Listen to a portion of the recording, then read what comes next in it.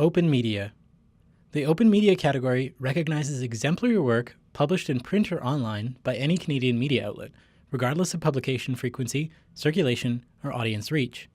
The finalists are Nala Ayed, Tracy Seeley, and Richard Devey of CBC News for Refugee Crisis, Walking Across a Continent. When Alan Kurdi's lifeless body forced the world to take notice of a Syrian refugee crisis, the CBC headed to Austria, Germany, and Hungary to tell refugees' harrowing stories.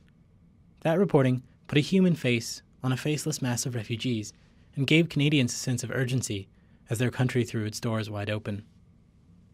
Harvey Kishore, Frederick Zellick, Dave Seglins, and Alexandra Byers of CBC News for KPMG, the Isle of Sham.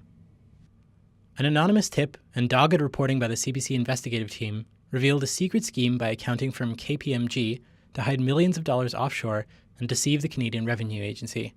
The court case that followed went quiet, and only heated up after the CBC stories were shared online thousands of times. Dylan Robertson of the Calgary Herald for The Radical Reality, Canada and Homegrown Terrorism. 6 weeks into Dylan Robertson's Michelle Lang Fellowship, an attack on Parliament Hill brought homegrown terror into the headlines. Robertson's exhaustive reporting on radicalization in Canada spanned 4 provinces. He built trust with skeptical youth and gave readers insight into why someone would go so far as to turn against their own country.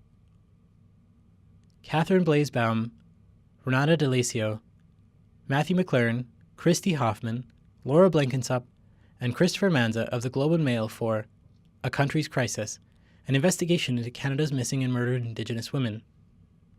Months of investigation, led by Catherine Blaisbaum, revealed unsettling truths about how many missing Indigenous women may actually have died, the reliance of Manitoba's child welfare system on hotels for emergency foster care, and the disproportionately high number of Indigenous women killed by serial murderers. The stories influenced the first phase of a national inquiry into this troubling file.